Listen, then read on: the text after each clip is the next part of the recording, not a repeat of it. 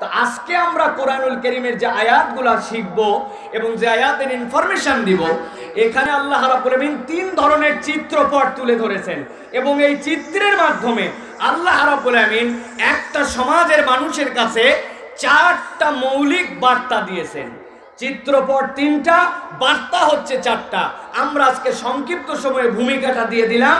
এই আলোকে আল্লাহ কি বলতে চাচ্ছেন আমরা সরাসরি এখন কোরআন থেকে সেগুলো বোঝার চেষ্টা করি। প্রিয় ভাইরা, আল্লাহ রাব্বুল আমিন বলছেন, ইয়াউমা তারাল মুমিনিনা ওয়াল মুমিনাত। আল্লাহ রাসূলকে আল্লাহ রাব্বুল আমিন মুখাতাব করেছেন। এখানে আল্লাহ রাব্বুল আমিন আল্লাহ রাসূলকে মুখাতাব করে বলছেন, হে রাসূল, দুনিয়ার যে জীবনটাতে আপনি আছেন, যেখানে দেখতে পাচ্ছেন আপনার উম্মতকে কষ্ট দেওয়া হচ্ছে, আপনার সাহাবীদের প্রতি নানান ধরনের অত্যাচার হয়, যারা ঈমান আনে, ঈমান আনার কারণে তাদেরকে ভয়াবহ ভয়াবহ পরীক্ষার মধ্যে পড়তে হয়, যারা ইসলাম মানে, যারা ইসলামপন্থী হয়, তাদেরকে নানান ধরনের পৃথিবীর বুকে পরীক্ষা নিরীক্ষার মধ্যে পড়তে হয়।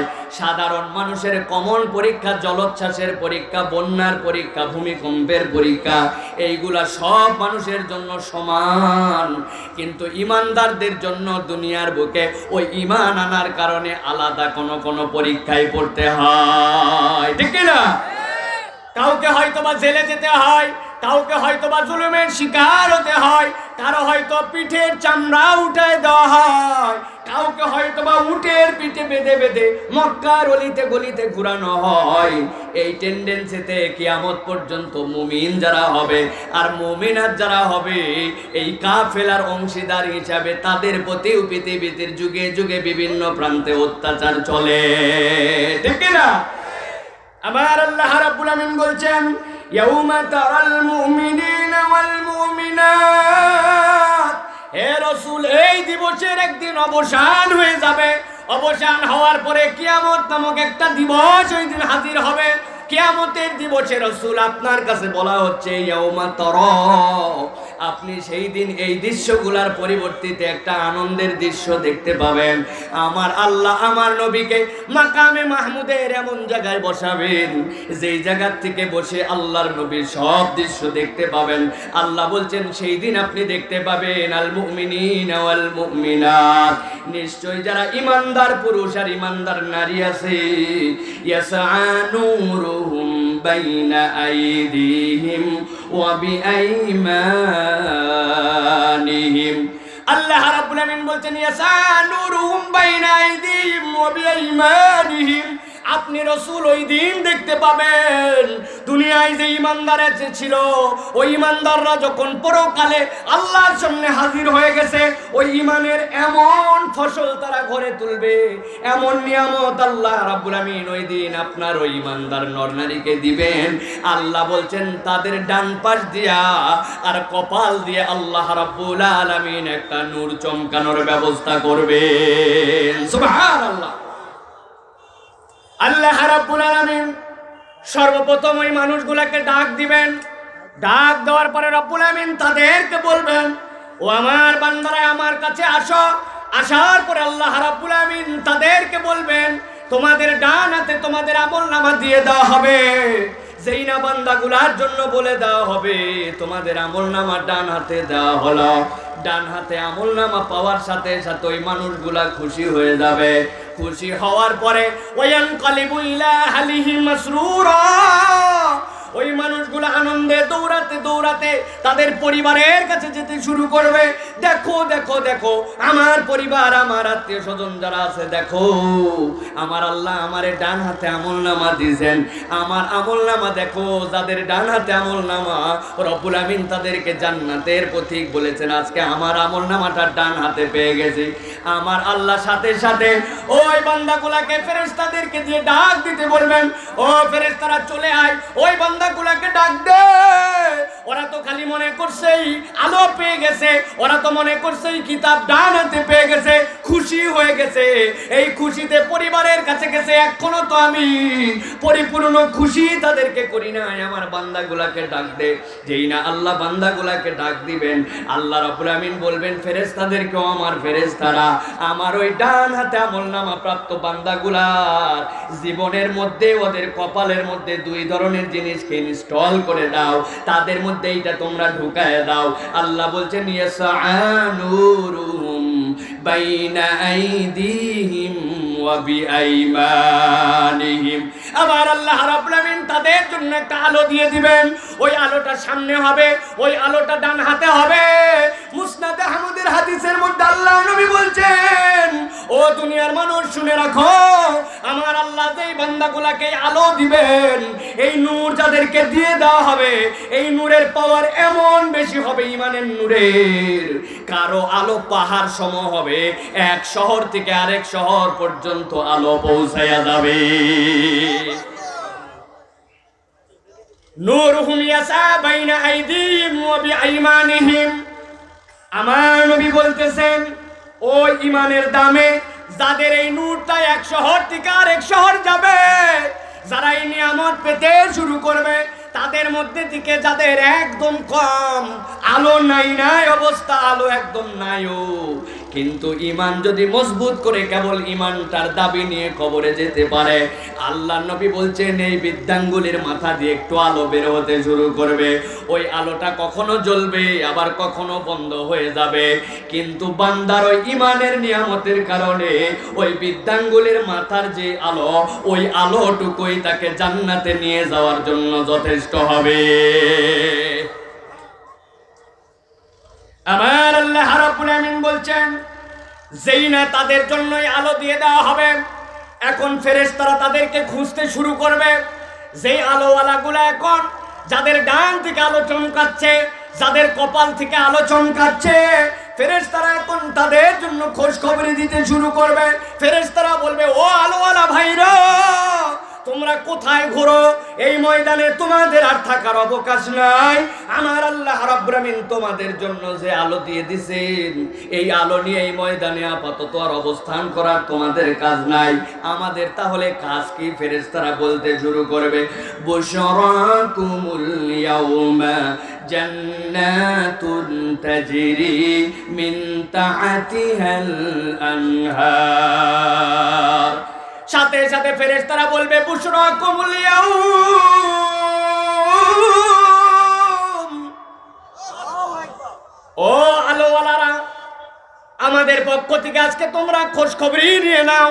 এইটা ফেরেশতারা আল্লাহ বলাবেন তাদেরকে। আরেক দল ফেরেশতারা তাদেরকে ডাক দিয়ে বলবে, সালামুন কওলাম মির রাব্বির রাহিম।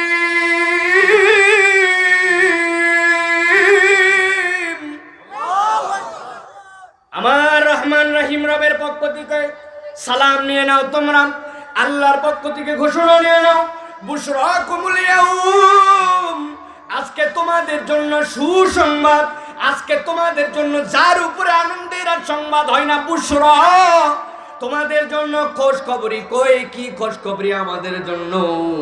আল্লাহ রাব্বুল আমিন বলবেন তাদেরকে বলে দাও, তাজরি জান্নাতুন তাজরি মিন তাহতিহাল আনহারু খালিদিনা ফিহা। আমার আল্লাহ তোমাদেরকে বলতে বলছেন, দুনিয়ায় তোমার জীবন যেরকমই থাক, তুমি ঈমান মজবুত করে আল্লাহর সাথে শিরিক মুক্ত হয়ে আজকে আলোওয়ালা দলের যেহেতু শামিল হইছো, আল্লাহ বলছেন তোমাদের জন্য জান্নাতকে সিলেক্ট করা হয়েছে, যার তলদেশ দিয়ে অজস্র নহর মালা প্রবাহিত। সুবহানাল্লাহ। আল্লাহ রাব্বুল আমিন এখানে দুইটা শব্দের দিকে আপনাদের মনোযোগ আকর্ষণ করব, খেয়াল করেন। যেখানে আল্লাহ রাব্বুল আমিন জান্নাতের কথা বলেছেন, আল্লাহর কমন একটা বর্ণনা হচ্ছে তাজরি মিন তাহতিহাল আনহার।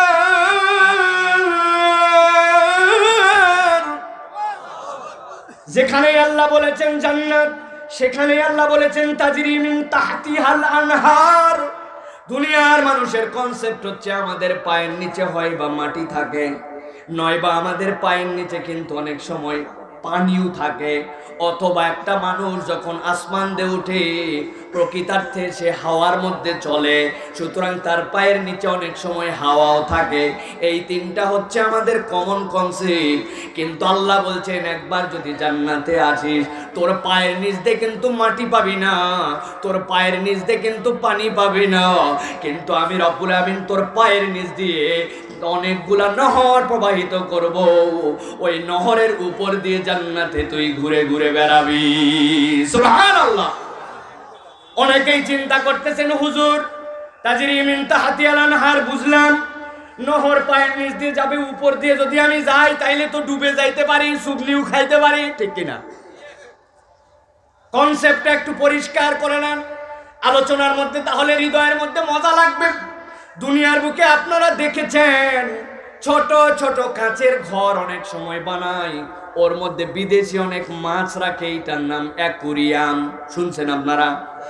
ছোট্ট একটুখানি অ্যাকুরিয়াম, কাঁচের ঘর, এর মধ্যে মাছ আছে, লাল মাছ, নীল মাছ, নিচের দিকে আবার পাথর দিয়ে রাখে, দেখেছেন কিনা? আমার বাচ্চা কাচ্চার অ্যাকুরিয়াম অনেক পছন্দ। আমার বাড়িতে 3টা অ্যাকুরিয়াম, ছোট্ট ছোট্ট অ্যাকুরিয়াম। আমার মেয়েগুলা ছোট, এখনো বুঝে নাই। আমি খেয়াল করি দেখি, যখন আমি দূরে আছি একটু ফাঁকে গেছি, অত পছন্দ ওই মাছটা ধরা। আব্বা নাই, আম্মু নাই পাশে, দৌড়ায় যে বাহির থেকে এরম করে ধরতে যায়।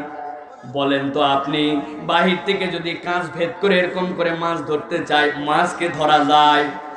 আবার যদি ভিতরের মাছও চিন্তা করে, 1 বছর 1.5 বছর ধরে ভিতরে আছি, আর থাকতে ভালো লাগে না, এই পার ওই পার স্বচ্ছ, জোর করে মাঝে মাঝে দৌড়ায় এসে ওয়ালের সাথে বাড়ি মারে। কতক মাছের নাম গাপ্পি, কতক মাছের নাম মলি, কতক মাছের নাম ফাইটার পর্যন্ত আছে। এক অ্যাকুরিয়ামের মধ্যে 2টা এরকম মাছ রাখা যায় না, নিজেরা নিজেরা গন্ডগোল করে। কিন্তু জিজ্ঞাসা করি, ওই মাছ যদি ওয়ালের সাথে বাড়ি মারে, ও কি বাহিরে বেরোতে পারে? আমার আল্লাহ বলছেন জান্নাতুন তাজরি মিন তাহতিহাল আনহার। ও দুনিয়ার মানুষ, স্বাভাবিক ছোট্ট একটু অ্যাকুরিয়াম, ওই অ্যাকুরিয়ামের কাঁচ ভেদ করে পার ওপারে যেরকম বেরোতে পারে না, উদাহরণ দিলাম, জান্নাতের সাথে একটুকুই মিলবে না। কিন্তু বান্দা জেনে রাখ, জান্নাতে যাওয়ার পরে তুই অবাক হয়ে দেখবি, তোর পায়ের নিচ দিয়ে আনহার, নহর হচ্ছে 1 বছর, নাহারান হচ্ছে 2 বছর, আনহার হচ্ছে আরবিতে জমা, আর আরবিতে জমা মানে 2-এর অধিক, যা উপরে যে কত তার পরিমাণ কেউ জানে না। সেটা 1 কোটি, 2 কোটি, 5 কোটি হলেও আনহার, সেইটা 3টা হলেও আনহার। আমার যেই বান্দাদের আমলনামায় নূর দেওয়া হবে, ফেরেশতারা তাদেরকে বলবে তোমরা আর ঘোরাফেরা করো না, এরকম কোটি কোটি ঝর্ণা দ্বারা প্রবাহিত যেই জান্নাত, ওই জান্নাতের মধ্যে তোমরা এখন প্রবেশ করো। সুবহানাল্লাহ। ফেরেশতারা আরেকটা অভয়বাণী দিচ্ছে, কি বলছে? খালিদিনা ফিহা,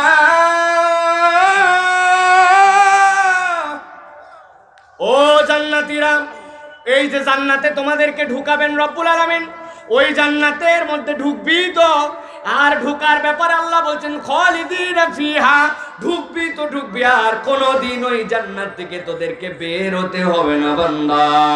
আল্লাহ রাব্বুল আমিন বলছেন যালিকা হুয়াল ফাউজুল আযীম। জেনে রাখো, জেনে রাখো, এই জান্নাতের মধ্যে যে ঢুকেছো আর আজকে যারা আলো প্রাপ্ত হয়েছো, আল্লাহ বলছেন ওটাই কেবল চূড়ান্ত সফলতা। সুবহানাল্লাহ।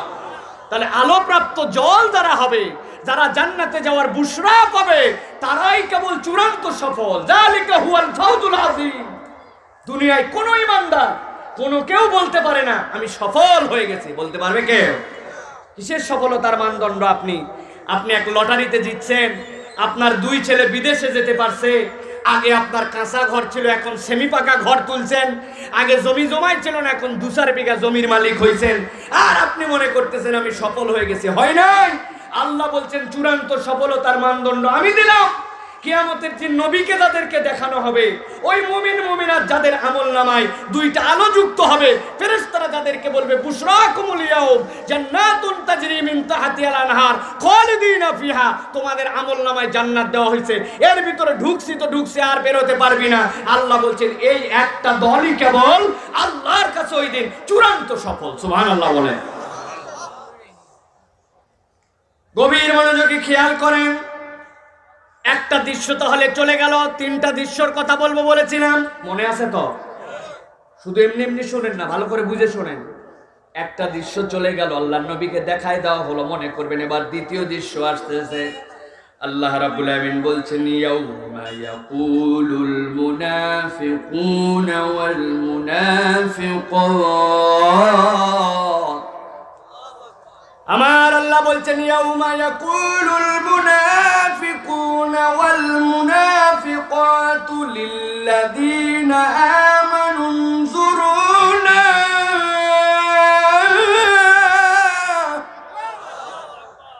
আল্লাহ বলছেন এক দৃশ্য শেষ, এবার দ্বিতীয় দৃশ্যর কথা খেয়াল করো।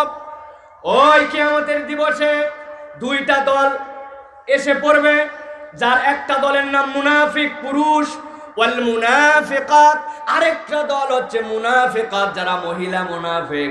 পুরুষ মুনাফিক, পুরুষ কপট আর মহিলা কপট। মুনাফিক কারা? যাদের অন্তরের মধ্যে ইসলামের প্রতি বিদ্বেষ আছে, কিন্তু বাহিরে বাহিরে ইসলাম দেখায়, ঠিক কিনা? চান্সে থাকে কোন ছুতা ধরে, কোন প্ল্যান প্রোগ্রাম করে কেমনে কোরআনের মাহফিল গুলাকে বন্ধ করা যায়, হুজুরদেরকে কেমনে বাঁশ দেওয়া যায়, কেমনে মাদ্রাসার দোষ খুঁজে বের করা যায়, কেমনে আলেম উলামাকে অপমান করা যায়, এটা তার অন্তরের মধ্যে বেড়াম। কিন্তু বাহিরে জোহরের নামাজের আজান হওয়ার সাথে সাথে টপ করে মসজিদের মধ্যে ঢুকে পড়ে। এরকম নাম কাওয়াস্তে মুসলমান মুনাফিক মার্কা চরিত্র ওই আবু জেহেলের সময়ও ছিল, এখন আর নাই।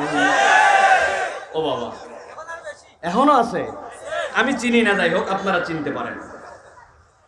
আল্লাহ রাব্বুল আমিন বলছেন, ভালো করে খেয়াল করেন, দ্বিতীয় দৃশ্যের কথা খেয়াল করেন। আল্লাহ বলছেন ইয়াউমা ইয়াকুলুল মুনাফিকুনা ওয়াল মুনাফিকাত, ওই মুনাফিক যারা কপট এইরকম, যাদের ভিতরটা একরকম বাহিরটা অন্যরকম, আমলটা আরেক রকম। আল্লাহ বলছেন এই পুরুষ মুনাফিক আর মহিলা মুনাফিক, সাথে সাথে ওই দিন তারা একটা কথা বলতে শুরু করবে লিল্লাযীনা আমানু, যারা ঈমান এনেছিল, যারা ঈমানদার দুনিয়ায় ছিল, ওইখানে যাওয়ার পরে দেখা হয়ে গেছে, দেখা হওয়ার পরে দেখতে পাইছে আহারে এই ঈমানদারদের হাতের মধ্যে তো আলো, সামনে আলো, ওদেরকে তো ফেরেশতারা ডেকে ডেকে বলতেছে জান্নাতের দিকে চলো চলো চলো, আর দেরি করো না। সাথে সাথে ঈমানদারদেরকে ওই দিন মুনাফিক পুরুষ আর মুনাফিক মহিলা যারা আছে তারা বলতে শুরু করবে উনজুরুনা, ও আমাদের ভাইরা রে, তোমরা একটু অপেক্ষা করো, একটু অপেক্ষা করো, এত জোরে জোরে তোমরা কেন যাও? এই আয়াতে কারিমার ব্যাখ্যা করেছেন একজন সাহাবী। ওই সাহাবী বলছেন বান্দাদের ফায়সালা যখন হয়ে যাবে, যাওয়ার পরে আল্লাহ রাব্বুল আমিন দুই শ্রেণীর চেহারা বানাবেন। এক শ্রেণীর চেহারাকে কৃষ্ণ বর্ণ করে দিবেন, আরেক শ্রেণীর চেহারাকে আলোকিত করে দিবেন। পুরা ময়দান অন্ধকার, একবারে ঘুটঘুটা অন্ধকার থাকবে। অন্ধকারের মধ্যে ঈমানদারদেরকে আলো দিয়ে দিবেন। যেই না ঈমানদাররা আলো পেয়ে যাবে, তখন ওই বেঈমান যারা থাকবে, মুনাফিক যারা থাকবে, তাদের আলো থাকবে না। কিন্তু ঈমানদারদের আলো দেখে তারা ঈমানদারকে বলতে শুরু করবে, ও আমার ভাইরা একটু অপেক্ষা করো, এত তাড়াহুড়া তোমাদের কি? তোমরা তো চলে যাচ্ছ, আমাদের তো আলো নাই, আমাদের একটুখানি তোমাদের কাছে নাকতাবিস মিন নূরিকুম, আমরা তোমাদের আলো থেকে একটু আলো হাওলাত করে পথটা চলতে চাই। ইক্তেবাস কাকে বলে? ইক্তেবাস মানে হচ্ছে আপনার মাঝে লম্পু জ্বলায়, আপনার মাঝে মোমবাতি জ্বলায়, আপনার আমার জন্য যে কেরোসিন দিয়ে বাতি জ্বলানো হয়। বলেন তো ভাই, কোনো একটা মানুষ যদি ওই বাতি থেকে আরেকটা বাতি ধরায়, পূর্বের বাতির আলো কি কমে যায়? কথা বলেন, কমে যায়? ইক্তেবাস মানে হচ্ছে তোমাদের তো আলো পর্যাপ্ত আছে, তোমরা একটু আমাদেরকে আলো দাও, আমাদের তো আলো নাই, তোমাদের ওই আলো নিয়ে তোমাদের সাথে আমরাও একটু পথ চলতে চাই। যেই না ইমানদারদেরকে এই কথা বলবে, খেয়াল করেন, মুনাফিকরা ইমানদারদেরকে বলতেছে, আলোওয়ালাদেরকে, আমাদের মতো ইমানদারদেরকে, তাই নাকি? ঠিক কিনা? আরে আল্লাহর কাছে আশা করেন আমরাও আলো পাবো, বলেন আল্লাহুম্মা আমিন। ইমানদারদেরকে বলতেছে, ও ইমানদার ভাই, তোমরা একটু অপেক্ষা করো, এত জোরে যেও না, আমরা তোমাদের কাছ থেকে একটু আলো নিব। নাক্তাবিস মিন নূরিকুম, তোমাদের আলো তো কমবে না তাতে, আমাদেরকে একটু আলো দাও। আজকের দিনে ঘুটঘুটে অন্ধকার, তোমরা তো তোমাদের আলো নিয়ে পথ চলতে শুরু করছো, কিন্তু আমাদের তো আলো নাই, আমাদেরকে একটু আলো দাও না ভাই, আমাদেরকে একটু আলো দাও না। আল্লাহ এবার 3 নম্বর দৃশ্যপটের কথা বলতেছেন, শুরু এখান থেকে। দুনিয়ার বুকে ইমানদাররা কিন্তু কখনো ভাব নেয় নাই, দুনিয়ার বুকে ইমানদাররা কিন্তু কখনো অহংকার করে নাই। ইমানদারের চরিত্রের মধ্যে অহংকার আর তাকব্বুরি থাকবে না, এটাই হচ্ছে ইমানদারের চরিত্র। অহংকার একমাত্র আল্লাহর গুণ, দুনিয়ার কোনো মানুষ অহংকারী হতে পারে না। কিন্তু আল্লাহ বলছেন ওই দিনে যেই ইমানদাররা আলো পেয়ে গেছে, আল্লাহর ফেরেশতারা যাদেরকে জান্নাতের দিকে যাওয়ার ঘোষণা দিয়ে দিয়েছেন, ওই ইমানদাররা ওই দিন ভাব দেখানো শুরু করবে। যেই না মুনাফিক পুরুষ আর মুনাফিক মহিলারা বলবে, ও ভাইরা একটু অপেক্ষা করো, আমাদেরকে একটু আলো দাও, তোমাদের আলো থেকে আমরা একটু আলো নিব। ইমানদাররা দাপট দিয়ে তাদেরকে বলবে, কিলা রজিউ ওয়ারাআকুম ফালতামিসু নূরা। ইমানদাররা বলতে শুরু করবে, কিলা রজিউ ওয়ারাআকুম ফালতামিসু নূরা।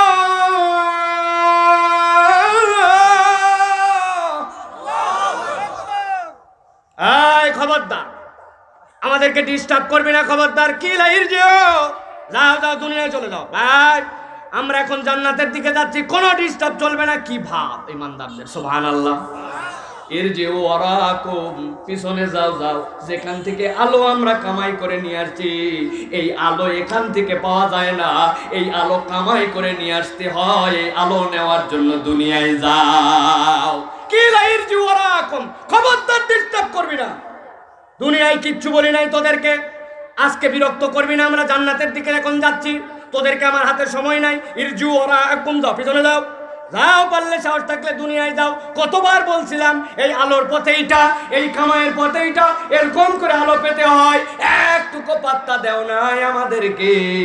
আজকে আমাদের ভাব দেখো, ইমানদাররা বলবে, ইরজিউ ওয়ারাকুম ফালতামিসু নূরা, দুনিয়ায় যেখান থেকে আলো পাওয়া যায় ওখান থেকে আলো নিয়ে আসো সাধ্যে থাকলে।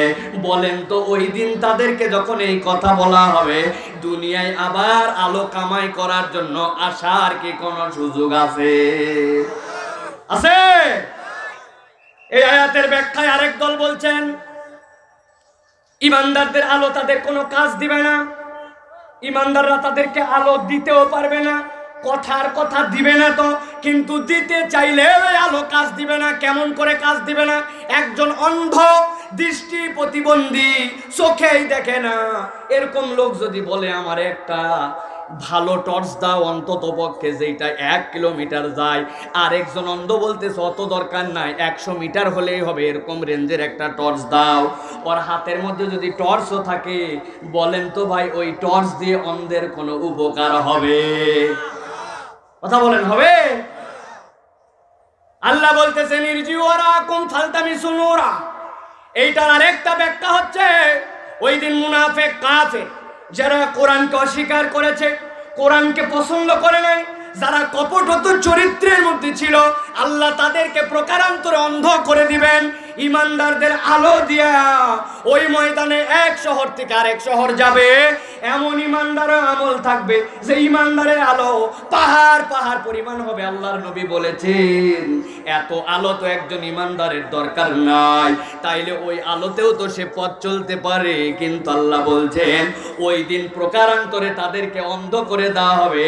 যত ময়দানে আলো থাক না কেন, অন্ধের কাছে দিন রাত সবই সমান, ঠিক না? আল্লাহ রাব্বুল আমিন এবার বলতেছেন, খেয়াল করেন, গভীর মনোযোগ দেন।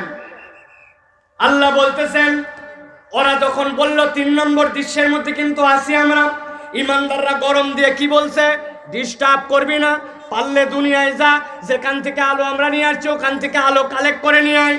তারপরে এরা শেষরা কি, এরা আরে বলেন কি, এরা শেষরা ল্যালপা, কোনোভাবে ইমানদারদেরকে ছাড়তেছে না, গায়ে গায়ে লাগায় চলতেছে, খালি বিরক্ত করে। এরকম শেষরা মার্কা লোক কিন্তু আমাদের অনেক ফকির মিসকিনকে অনেক সময় দেখা যায়, ঠিক কিনা? আপনি বাজারে গেছেন, এখনো বাজার করতে পারেন নাই, টাকাই খুচরা হয় নাই, যে দেখবেন আগেই বলতেছে ভাই কিছু দে ভাই, আপনি বলতেন ভাই কেবল আসলাম একটু পরে আমি তোরে দিব ভাই, এখনো খুচরা টুচরা নাই, তুই একটু পরে আয়। কোনো কথা নাই, দে ভাই আসছিস যখন দে ভাই। আর বাইরে ভাই তুই বিরক্ত করিস না, টাকাটা ভাঙ্গাই তারপরেই তোরে দিব, দে ভাই আবার দে ভাই। মেজাজ খারাপ করে মানি ব্যাগের মধ্যে দিয়ে খুঁজে টুজে 10 খান টাকা হয়তো ছিল কোন রকম নিয়ে ওরা না ঝামেলা করিস না যা, তার মানে ও কিন্তু নিয়েই ছাড়ছে আপনার কাছে। এরকম ল্যালপা আছে না ভাই? আল্লাহ জান্নাতীরা জান্নাতের দিকে গভীর মনোযোগ দেন। একদল এসে বলতেছে আমাদেরকে আলো দাও। ইমানদাররা দাপটের সাথে একটা উত্তর দিছে। কি উত্তর দিছে? যাও যেখানে আলো আছে ওইখান থেকে খুঁজে নিয়ে খাও।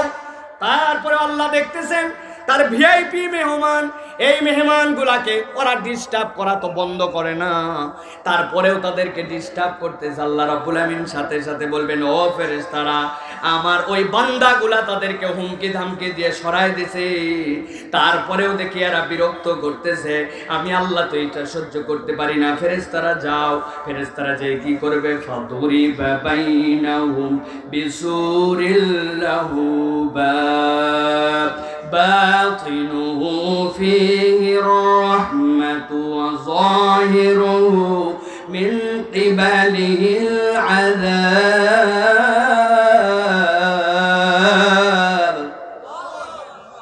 আমার আল্লাহ বলবেন ও ফেরেশতারা, এরা আমার ভিআইপি মেহমান, আর কোনো ডিস্টার্ব করতে দেওয়া হবে না। দুনিয়ায় আমি রব্বুল আমিন মৌলিক জিনিসপত্র দেওয়ার ক্ষেত্রে কাউরে আলাদা করছিলাম না। মৌলিক প্রাপ্তিতে দুনিয়াতে আল্লাহ দ্রোহীও যা, আল্লাহকে যে ভালোবাসে সেও তা কোনো পার্থক্য হয় নাই। বিষয়টা মনে হয় বোঝেন নাই। একজন 5 ওয়াক্ত সালাত আদায় করে, আর একজন কেবল জুমার দিনে যায়। পাশাপাশি 2 জন জমি লাগাইছে ধানের, 5 ওয়াক্ত নামাজের জমিতে বিঘা প্রতি 25 মণ, আর যেইটা একবার মাত্র সপ্তাহে নামাজে যায় তার বিঘা প্রতি 5 মণ। কথা বলেন। একজন অন্য ধর্মাবলম্বী আল্লাহকে স্বীকার করেন, আল্লাহর সাথে শরীক করে, ও আখ লাগাইছে। আরেকজন আল্লাহকে মানে মুসলমান, সেও কুশার লাগাইছে। মুসলমানের কুশার মিষ্টি, হিন্দুর কুশার তিতা। কথা বলেন।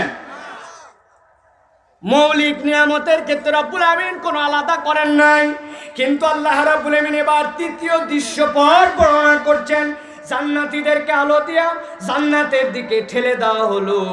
ওরা এসে বলল আলো দাও আলো দাও। জান্নাতীরা তাদেরকে বলল খবরদার ডিস্টার্ব করবি না, পিছনে চলে যাও। তারপরেও কথা শোনে না। এবার আল্লাহ বলছেন আজকের দিনে আমি রব্বুল আলামিন আমার ভিআইপি মেহমানদেরকে আর ডিস্টার্ব করতে দিব না। আল্লাহ বলবেন যাও যাও, ফাদুরিবা বাইনাহুম বিসুরিল্লাহু বাব।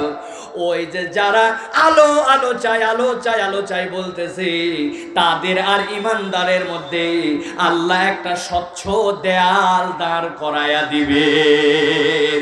সুবহানাল্লাহ। বিসুরিল্লাহু বাব। আল্লাহ বলতেছেন দেওয়ালটা এরকম হবে, তার একটা দরজা থাকবে। দরজাটা কেমন হবে? বাতিনুহু ফীহির রাহমা ওয়া যাহিরুহু মিন কিবালিহিল আযাব। বলছেন ওই ওয়ালটা ভিতর দিকে দরজা, দরজার সিটকানি, দরজার হুক, দরজার হাতল, দরজা খোলা মেলার পাওয়ার সব ইমানদারের দিকে। বাতিনুহুর রহমা, ভিতর দিকটা আল্লাহর রহমতে রহমতে আর আল্লাহর স্বস্তিদায়ক পরিবেশে ভরপুর। আর ওয়ালের ওই পাশে যেই সকল মুনাফিকরা একটু আগে আলোচায় বলছিল, ওয়াল এই পাশে, ওই পারে শুধু কষ্ট আর কষ্ট। অনেক সময় আপনারা দেখেছেন এসি বাসের মধ্যে আপনারা চলাফেরা করেছেন, এসি অফিস আপনারা দেখেছেন, কাঁচ দিয়ে সুন্দর করে ভিতরের মানুষ টিপটপ একবারে, কোনো কষ্ট নাই তার। ভিতরে এসি চলতেছে, বাহিরে 43 ডিগ্রি সেলসিয়াস তাপমাত্রা, একটা কাঁচের কেবলমাত্র ওয়াল, ওর ওই পারেই দেখবেন মানুষটা গরমে ত্রাহি ত্রাহি কপাল ঘেমে যায়, আর ভিতরের মানুষটা কিন্তু আরামে স্বস্তিদায়ক পরিবেশে থাকে ভাই, ঠিক না? একবারে চৈত্র মাসের গরম, সিলেট থেকে কক্সবাজার রওনা হয়েছেন, দামি টন টাইট এসি বাস, ওই এসি বাসের ভিতরে চৈত্র মাসেও সুপারভাইজার কন্ট্রাক্টর যারা আছে এসে বলে, স্যার ব্ল্যাঙ্কেট লাগলে আমাদের কাছে চেয়ে নিন। বাহিরে কিন্তু গরমে গরম, কিন্তু ভিতরটাতে চৈত্র মাসেও এমন ঠান্ডা যে রাত্রে বেলা অনেক সময় কম্বল দেওয়া লাগে, ঠিক না? আমার আল্লাহ বলছেন একই রকম। এটা তো এই উদাহরণের সাথে মিলবে না, কিন্তু বুঝানোর জন্য বলছি। আল্লাহ বলছেন ফাদুরিবা বাইনাহুম বিসুরিল্লাহু, যেই না এরকম কথা বলবে আল্লাহর ইশারায় ওই মুনাফিক আর ইমানদারদের মধ্যে একটা পর্দা পড়ে যাবে। পর্দা পড়ে ইমানদারদের দিকে দরজা খোলার চাবিকাঠি, ওরা যতই ডাকুক ইমানদার খুললে খুলতে পারে, না খুললে খুলবে না। আল্লাহ বলছেন ভিতরের দিকে বাতিনুহুর রহমা, ভিতরে ইমানদার যারা, আলোওয়ালা যারা, একসাথে তো জান্নাতে রওনা হয়েছে, ওদেরকে আর ডিস্টার্ব করার কোনো সুযোগ নাই। আর যারা ওর বাহিরে আছে, বাপ রে বাপ, কষ্ট ওখান থেকেই টের পাওয়া শুরু করবে ভাই। আপনি যাবেন, মনে করেন ট্রেন জার্নি করবেন, আপনি সিলেট স্টেশনে গিয়েছেন, আপনি ঢাকা যাবেন, আপনি ফার্স্ট ক্লাস প্যাসেঞ্জার, আপনি কিন্তু স্টেশনের মধ্যে থাকার জন্য যান নাই, কিন্তু স্টেশনে আপনাকে হাফ অ্যান আওয়ার অপেক্ষা করতে হবে, অথবা ট্রেন আসতে একটু লেট হচ্ছে, আপনি অপেক্ষা করছেন, অথবা উঠবেন এখন, আপনি সাময়িক কিছু সময় অবস্থান করবেন। আপনার যদি ফার্স্ট ক্লাস, আপনি প্যাসেঞ্জার হন, ফার্স্ট ক্লাস মানে আপনি যদি ওই টাকা দিয়ে টিকিট কাটেন, এই দুনিয়ার গ্রেডে কিন্তু মানুষ ফার্স্ট ক্লাস নয়, টাকা দিয়ে ফার্স্ট ক্লাস কেনা যায়, ঠিক কিনা? ফার্স্ট ক্লাসের প্যাসেঞ্জার জন্য আপনারে কিন্তু এসি রুমে নিছে, ভিতরে বসাইছে, সোফাতে রাখছে, মাঝে মাঝে এসে বলে স্যার কফি লাগবে কিনা, স্যার কি লাগবে, স্যার স্যার স্যার করতে করতে মুখে ফেনা তুলছে। আপনি কিন্তু স্টেশনে থাকবেন না, মাত্র হাফ আওয়ার, অর্ধেক ঘন্টার জন্য সেখানে আছেন, কিন্তু তারপরেও যেহেতু আপনি ভিআইপি মেহমান, আপনি প্রথম শ্রেণীর প্যাসেঞ্জার, এই জন্য আপনার জন্য ওই স্টেশনের মধ্যেও খাতির করার ব্যবস্থা আছে, ঠিক না? আমার আল্লাহ বলছেন ওই ইমানদারদের মধ্যে, তারা তো জান্নাতে যাবে, আলো পাইছে, কিন্তু ওই জান্নাতে যাওয়ার আগ মুহূর্তে কিছু সময় তো ওখানে অবস্থান করতে হবে। আমার ওই বান্দাগুলাকে তো আমি কষ্ট দিতে পারি না। আল্লাহ বলছেন এই জন্য ডিস্টার্ব যেন কেউ করতে না পারে, অহেতুক লোক এসে যেন তাদের সাথে, তাদের মনোযোগে, তাদের আনন্দের দিনে তাদের যেন ডিস্টার্ব করতে না পারে, এই জন্য আল্লাহ একটা পাঁচিল দিয়ে দিয়েছেন। পাঁচিলের ভিতরের দিকে আনন্দ আর আনন্দ, দরজা খুলবো কি খুলবো না ইমানদারদের হাতে, আর বাহির দিকে ওই মুনাফিক যারা আলো খুঁজতেছিল, আল্লাহ বলছেন মিন কিবালিহিল আযাব, ওখান থেকেই তাদের জন্য কষ্ট দেওয়া শুরু। এই পর্যন্ত বুঝছেন আপনারা ভাই? কারা কারা বুঝেন নাই হাত তোলেন তো ভাই, যে বুঝতো কিছুই বুঝি নাই হুজুর। এবার আমরা ফাইনালের দিকে যাব, খেয়াল করেন, আমার সময় একদম সংক্ষেপ, খুব গভীর মনোযোগ দেন। 3টা সিচুয়েশন হয়ে গেছে। এবার আমার আল্লাহ রাব্বুল আমিন বলছেন যেই না ওই পাঁচিল ফেলে দেওয়া হয়েছে, পাঁচিল ফেলে ইমানদারদেরকে পার্টিশন দিয়ে দেওয়া হয়েছে আর মুনাফিকদেরকে আলাদা করা হয়েছে। এর আগে বলছিল আলো দাও আলো দাও, ইমানদাররা আলো তাদেরকে নিজেরটা নিজেরা খুঁজে নিতে বলছিল। এখন তারা কি বলবে দেখেন, আল্লাহ বলছেন ইউনাদুনাহুম আলাম নাকুম মাআকুম। যেই না মাত্রই পাঁচিল পড়ে গেছে, পাঁচিল পড়ার পরে রব্বুল আলামিন ইমানদারদেরকে ভিতর দিকে রেখেছেন, সাথে সাথে তারা বলতে শুরু করছে ইউনাদুনাকুম, তারা ইউনাদুনাহুম, ওই ভিতর দিকে যে ইমানদার আছে তাদেরকে এখন আক্ষেপ করে বলতেছে তোমাদের কাছে একটু আলো চাইলাম, তেজ দেখাই বললে যাও আলো যেখানে আছে ওখান থেকে নিয়ে আসো, এখন আবার পাঁচিল দিয়ে আলাদা করে দিলে আমরা তোমাদের কাছে একটু শুনতে চাই কেন এরকম আচরণ করতেছো ভাই। আলাম নাকুম মাআকুম, আমরা কি দুনিয়াতে তোমাদের সাথেই ছিলাম না? খেয়াল করেন প্রিয় ভাইরা, মুখস্থ করেন এই শব্দটা আলাম নাকুম মাআকুম, বলেন সবাই, আবার বলেন আলাম নাকুম মাআকুম, আলাম নাকুম মাআকুম। ওই মুনাফিকরা বলবে আলাম নাকুম মাআকুম, ওই ইমানদারেরা রে তোদের কাছে একটু আলোই চাইলাম, আলো তো দিলি না, এখন নিজেরা দরজাও লাগাই দিছিস। আমরা তোদের কাছে একটু জিজ্ঞাসা করি, আমরা কি তোদের সাথে ছিলাম না? একই বাজারে কি আমরা বাজার করি নাই? আমরা কি একই বাপের সন্তান ছিলাম না? আমরা কি একই সাথে অনেক সময় খেলা দেখতে মাহফিলে ময়দানেও আমরা তো একই সাথে গেছিলাম? আমরা তো একই এলাকার দোকান থেকে বাজার করতাম, আমরা তো একই প্রার্থীর অনেক সময় ভোটের ক্যানভাসও করেছিলাম, আমরা তো দুনিয়ার বুকে একই সাথে বসবাস করতাম। তুই তো আমারে চিনিস, আমি তো তোর অপরিচিত কোনো মানুষ নাই। আক্ষেপ করে ইমানদারদেরকে বলতে শুরু করবে আলাম নাকুম মাআকুম, আমাদের সাথে এরকম আচরণ কেন করতেছিস? আলো চাইলাম আলো দিলি না, ঝাড়ি মেরে বললেই আলো নিয়ে আয়, এখন আবার বেশি ডিস্টার্ব করার কারণে পর্দা দিয়ে দিলি, পর্দার ভিতরে বড় আনন্দে আছিস। আমরা কষ্ট আর কষ্ট। ও আমার ভাইয়েরা, ও আমার বন্ধুরা, ও আমার এলাকা তো লোকেরা, তোদেরকে তো চিনি, বল বল এরকম করিস কেন? আলাম নাকুম মাআকুম, আমরা কি একসাথে ছিলাম না?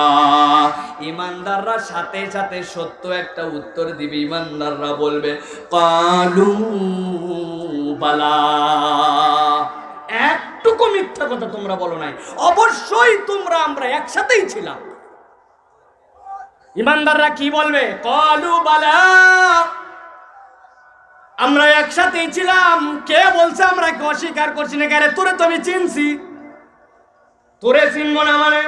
আমার থেকে ভালো কেউ চিনতে পারে নাই।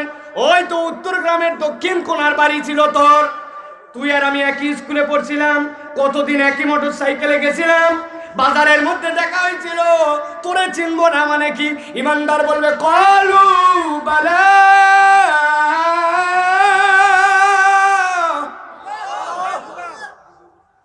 হ্যাঁ হ্যাঁ হ্যাঁ, আমরা তোমাদেরকে চিনেছি, একসাথেই আমরা ছিলাম।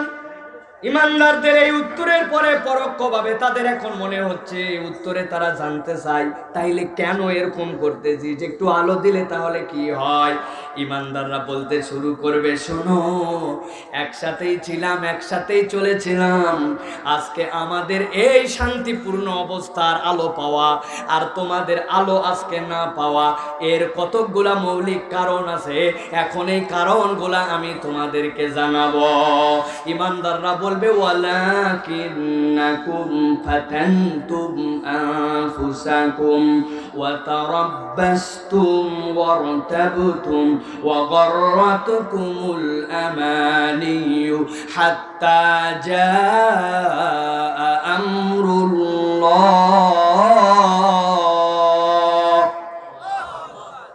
ইমানদাররা সাথে সাথে বলবে আজকের দিনে তোমরা আমাদের কাছে জানতে চেয়েছ আমরা কি তোমাদের সাথে ছিলাম কিনা? আমরা তোমাদেরকে উত্তর দিয়েছি হ্যাঁ তোমাদের সাথেই ছিলাম, তাইলে আমাদেরকে আলো একটু দিলে না কেন? পাঁচিল কেন পড়লো? ভিতরে কেন শান্তি, বাহিরে কেন অশান্তি? ইমানদাররা বলবে ও ভাইরা, আর ডিস্টার্ব করো না, কারণটা তোমাদেরকে জানাই দে। ওই দিন ইমানদাররা কিন্তু ওই মুনাফিক হয়ে যাওয়ার পরিণতি, কেমনে তারা মুনাফিক হইল আর কেমনে তারা আলো পাইল না, এর 4টা কারণ বলবে। কয়টা কারণ? জোরে বলেন কয়টা? হাতগুলা রেডি করেন এরকম করে, আমি বলবো কয়টা, হাত বের করে একসাথে দেখাতে হবে 4টা। কয়টা? সবার হাত ওঠে নাই, হাত নামান আবার একসাথে। কয়টা? অত মুরব্বী এখনো জামাত থেকে বাইরে করতে পারে নাই হাত। কোথায় শীত পাইছেন আপনারা ভাই? আমি তো কোনো শীতই পাচ্ছি না। তাহলে কারণ কয়টা? সংক্ষিপ্ত সময় একবারে 10 মিনিটে বলে শেষ করব, গভীর মনোযোগ। আল্লাহ রাব্বুল আমিন বলছেন, চিত্রপট 3টার বর্ণনা শেষ। ইমানদাররা এখন তাদেরকে বলতে শুরু করছে, ওয়ালাকিন্নাকুম ফাতানতুম আনফুসাকুম। ও মুনাফিকেরা, তোমরা যে আলো পাও নাই তার প্রথম কারণটা তোমরা শুনে রাখো। ফাতানতুম আনফুসাকুম, তোমরা নিজেরাই নিজেদেরকে পরীক্ষার মধ্যে ফেলেছিলে। প্রথম আলো না পাওয়ার কারণ হচ্ছে পরীক্ষাটা আল্লাহ করেন নাই, বরং পরীক্ষাটা তোমরা নিজেরাই নিজেদেরকে ফেলেছিলে। বুঝেন নাই আপনারা? পরীক্ষাটাই কেমন করে নিজেরা নিজেকে ফেলেছিল? মানে এমন একটা পরিবেশে সে চলেছিল, এমন মানুষদের সাথে মিশেছিল, এমন আইডিওলজি বিশ্বাস করেছিল, এমন লোকের পক্ষে স্লোগান মেরেছিল, এমন পার্টির পক্ষে দালালি করেছিল। আল্লাহ এটা করতে বলেন নাই, ও নিজে নিজেই ওইটা করছে, নিজেকে নিজেই ফেলে দিছিল। আল্লাহ পরীক্ষা দেন নাই, ওই পরীক্ষাটা এত ভয়াবহ হয়েছিল তার জন্য, যেইটা আল্লাহ তাকে করেন নাই, কিন্তু নিজে নিজেই ওই পরিবেশের মধ্যে ঢুকে নিজেকেই সে শেষ করে ফেলেছিল।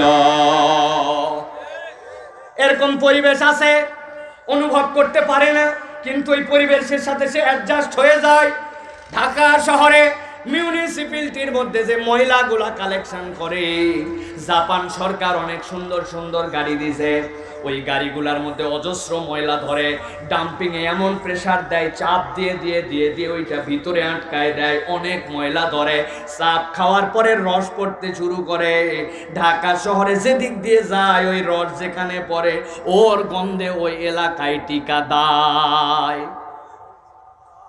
ওই ট্রাক যে চালাবে, মিউনিসিপ্যালিটির চাকরি হচ্ছে সরকারি চাকরি, সিটি কর্পোরেশনের। ট্রাকের ড্রাইভারের ভাইবার জন্য ডাকা হয়েছে। কতদিন ট্রাক চালাও? 10 বছরের অভিজ্ঞতা, হেভি ড্রাইভিং লাইসেন্স আছে তার, সব দেওয়ার পরে তারে নিয়োগ দিয়ে দেওয়া হয়েছে। ট্রাকের ড্রাইভারের নিয়োগ হয়ে গেছে।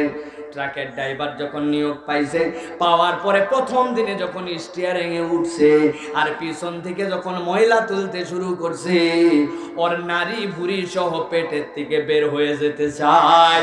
3 দিন হলো পেটের মধ্যে কোনো খাবার ঢোকে না, এত গন্ধ আর এত গন্ধ। বাড়িতে গেছে, বউ বলছে অন্য ঘরে থাকবে তুমি, কসুর মাথার চাকরি নিছো তুমি, তোমার গায়ের গন্ধে বাড়িতে ঢোকা মুশকিল।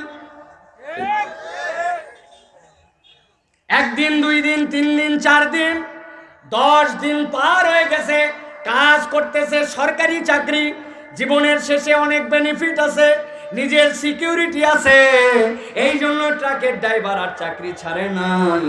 7 দিন 8 দিন 10 দিন পেরিয়ে গেছে। পেরিয়ে যাওয়ার পরে প্রথম 3-4 দিন যেই লোকটা ভাত খেতে পারে না, এখন কাজের ফাঁকে যখন ক্ষুধা লাগে ওই গাড়ির থেকে নেমে দোকান থেকে বার্গার কিনে, দোকান থেকে পাউরুটি আর কলা কিনে ওই গাড়ির মধ্যে বসে আবার কলা আর পাউরুটি খায়। কারণ এখন ময়লার গন্ধ আতর হয়ে গেছে, ময়লার আর কোনো গন্ধ নাই।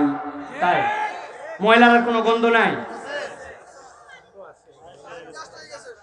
ময়লার গন্ধ ময়লার জায়গাতে আছে, গন্ধ বরং আরো বেড়েও যেতে পারে। কিন্তু যেই ব্যক্তিটা ওইটাকে ড্রাইভ করতেছে, যেই পরিবেশের মধ্যেই ঢুকেছে, ওর নাক ওর শরীর ওইটাকে অ্যাডজাস্ট করে নিয়েছে। এই নেওয়ার কারণে ময়লার গন্ধ যতই হোক এখন আর ওই লোকের ময়লার গন্ধ লাগে না, ঠিক না? ভালো করে বুঝেন, আতরের দোকানে যদি আপনি যান, ভালো দামি আতরের দোকানে যদি আপনি যান, আতরের সেন্ট আপনার হাতে দিবে, এইখানে দিবে, এইখানে দিবে, 3-4টা শোনার পরে আপনার আতরের কোনো ভ্যারাইটি কিন্তু আলাদা করতে পারবেন না। আতরের দোকানে যে দেখবেন ছোট্ট একটু কৌটার মধ্যে কফি রাখে, কফি, ব্ল্যাক কফি, কফি খাই না আমরা, ওই কফিটা মাঝে মাঝে শুঙায় নেয়, নতুন একটা আতর শুঙানোর আগে কফি শুঙায়, কফি শুঙালে আপনার আবার স্মেল নেওয়ার যে চ্যাপ্টার এইটা নিউট্রাল হয়ে যায়, আবার নতুন একটা আতরের সুগন্ধ তখন আপনি পান। দোকানে পরীক্ষা করে দেখবেন ভালো দোকানে এইটা আছে, তার মানে সুগন্ধির দোকানে ঢুকলে আপনার সুগন্ধিও শরীরে অ্যাডজাস্ট হয়ে যায়, ভালো লাগতে লাগতে কোনটা ভালো পার্থক্য করতে পারে না।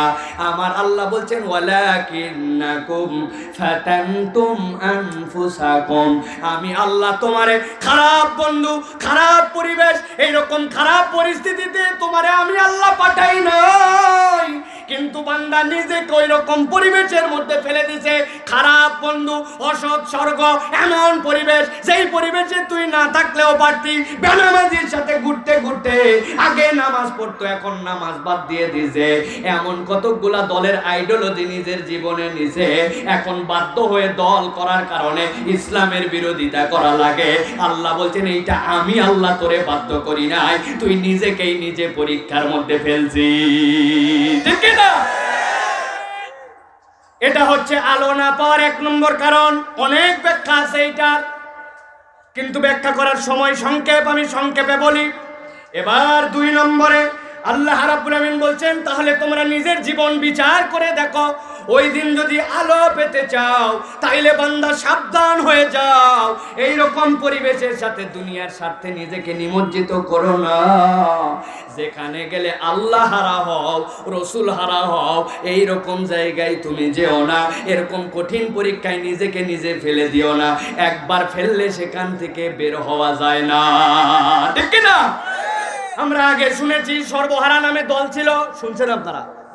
সর্বহারাতে যে একবার নাম লেখাইছে, যদি বলতেও চাই আমি আর তোমাদের সাথে এই ডাকাতি মাকাটির মধ্যে নাই, আমারে তোমরা ছেড়ে দাও, সবাই মিলে ওরা মেরে ফেলতো। কারণ কি? তুই সবার তত্ত্ব জানিস, আমরা কোথায় কি করছি সব জানিস, তুমি এখন সুফি হইছো, হয়ে তুমি এখন ডাকাত না হয়ে সুফি সাহেব হয়ে ঘুরবে, আর আমাদের কথা তথ্য পাচার করে দিবে, হবে না। হয় আমাদের সাথে থাকো, আর ছেড়ে যেতে চাইলে একবারে ব্রাশ ফায়ার করে দিব, দুনিয়ার দিকে বিদায়, ঠিক না? বুঝে নেন প্রিয় ভাইয়েরা, ওই অবস্থায় আমরা নিজেরাই নিজেকে ফেলেছি।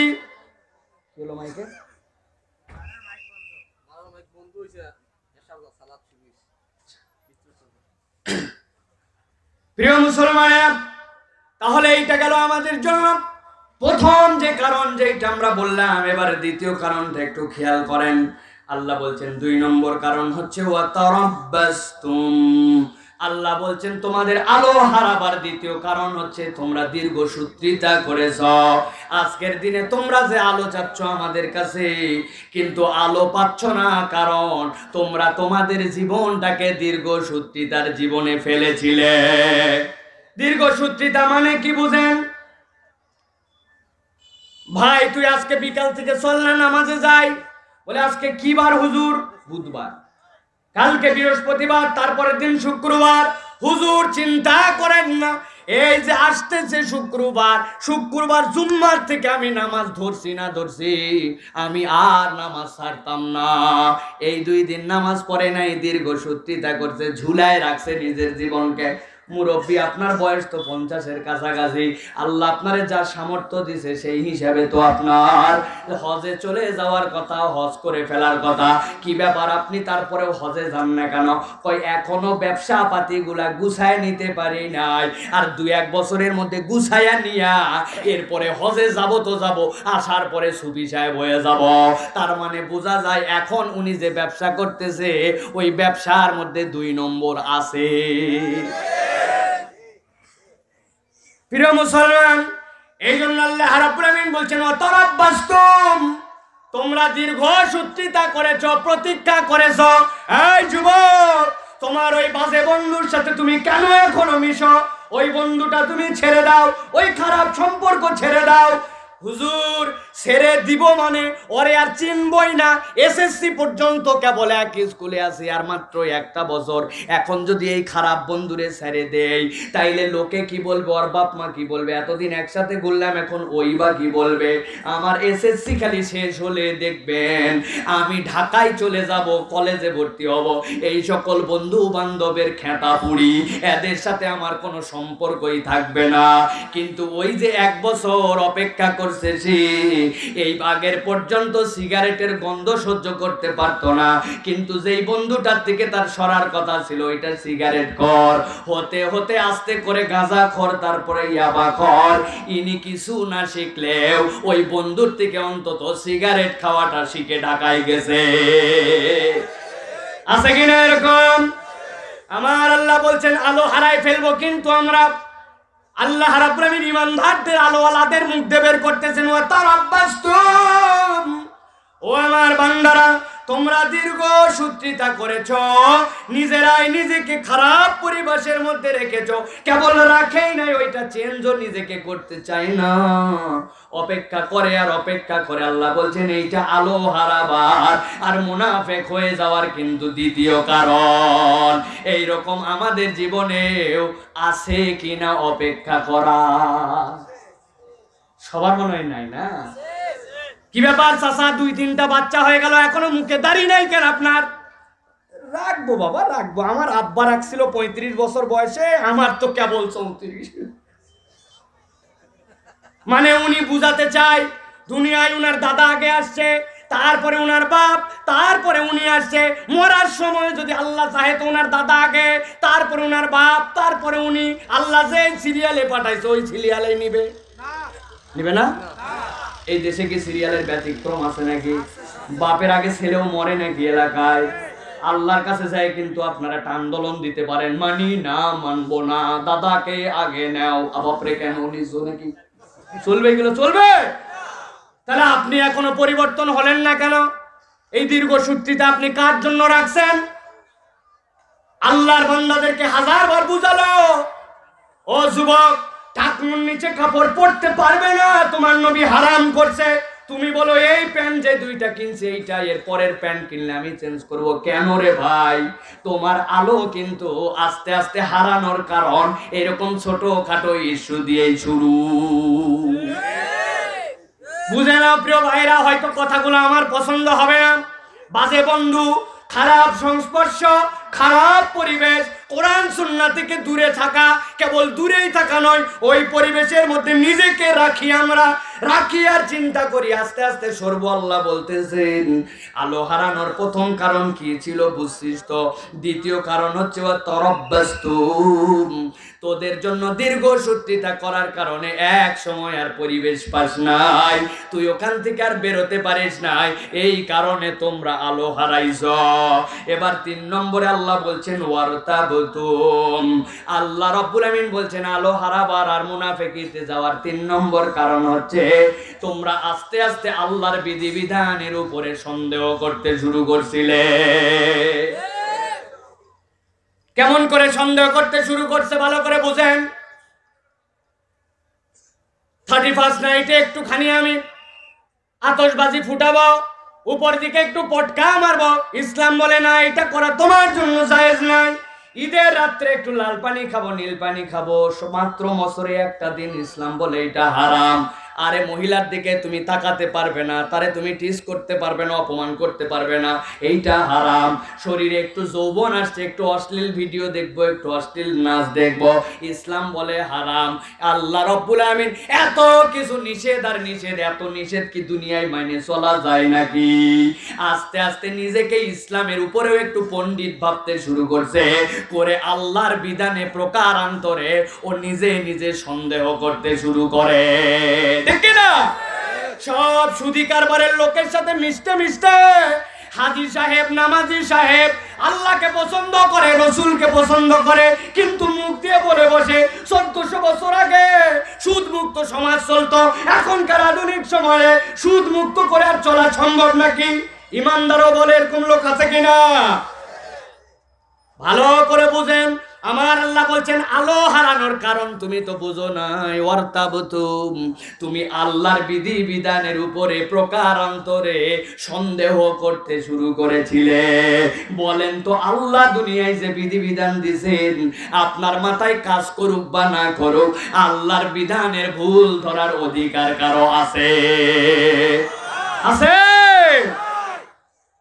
বিরাট বড় নামাজি, ইসলামকে পছন্দ করে, তারাও ফতোয়া দিতে দিতে চিন্তা করতেছে। আল্লাহ বলছে লিযাকারি মিথলু হাদ্দিল উনসায়াইন, দুনিয়ার বুকে একজন পুরুষ যা পাবে ওয়ারিস নামায়, আল্লাহ বলছেন ওর বোনের ডবল তাকে দিতে হবে।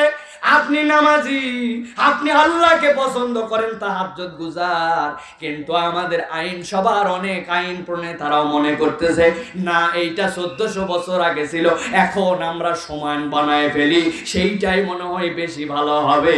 আল্লাহর বিধানে এইটা সন্দেহ করা। আপনি হাজার নামাজি হন আর হাজার রোজাদার হন, আপনি আল্লাহর আদালতে নিফাক নিয়ে ওই দিন কিন্তু আলো পাবেন না। ঠিক না? প্রিয় মুসলমান, সংক্ষিপ্ত সময় সর্বশেষটা বলে দেয়। আল্লাহ রাব্বুল আমিন বলছেন এই জন্য সর্বশেষ কারণ আলো হারাবার বান্দাদের ওয়া গররাতুকুমুল আমানিউ হাত্তা জাআ আমরুল্লাহ।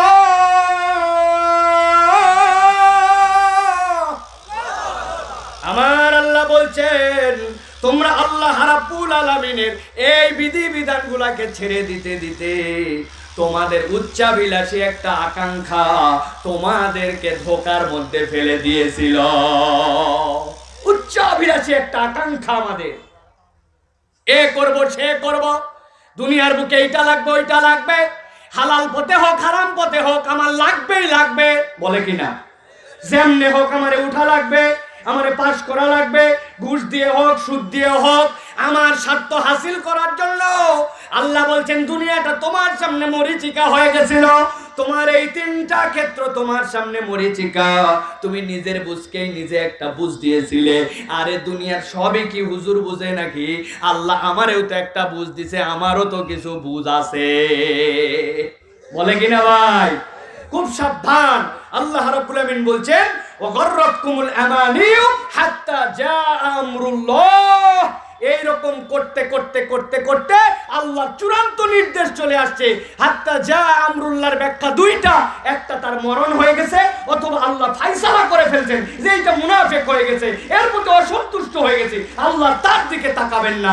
আল্লাহ বলছেন এরকম চরিত্র নিয়ে তোমরা ঘুরো না, এরকম চরিত্র নিয়ে ঘুরলে ওই জান্নাতে যাওয়ার পরে কিন্তু আলো পাওয়া যাবে না। প্রিয় ভাইয়েরা, এই যে তাফসীরুল কোরআন মাহফিল, আমাদের এই মাহফিলগুলো আমাদেরকে কি মেসেজ দিচ্ছে? এই মাহফিলগুলো আমাদেরকে মেসেজ দিচ্ছে যে এই কোরআন থেকে যে আলোচনা আমরা শুনলাম, আমরা আলোওয়ালা হতে চাই, আলো হারাতে চাই না, ঈমানের পথে থাকতে চাই, মুনাফিক হতে চাই না। এই বিষয়গুলো আমরা যদি সংক্ষিপ্ত সময়ে যা বললাম এগুলো যদি আমরা বুঝি, আত্মস্থ করার চেষ্টা করি। সূরা হাদীদ থেকে বলেছি, আপনাদের কাছে বলে গেলাম 57 নম্বর সূরা, এখান থেকে 12 থেকে 15 নম্বর আয়াতটা পড়বেন, তাফসীর পড়বেন। সীমিত সময়ে আপনাদের কাছে কতটুকু বলবো, আমি জাস্ট বলেছি, কোনো তাফসীর করা হয় নাই, আপনাদের কাছে ইনফরমেশন ট্রান্সফার করলাম। আপনারা বাকিটুকু নিজেদেরকে বুঝে নিতে হবে, নিজের জীবনের সাথে মিলাতে হবে। আল্লাহ আমাদেরকে সঠিক বুঝদান করুক, বলেন আল্লাহুম্মা আমিন। وآخر دعوانا الحمد لله رب العالمين سبحانك اللهم بحمدك أشهد أن لا إله إلا أنت أستغفرك وأتوب إليك والسلام عليكم ورحمة الله وبركاته.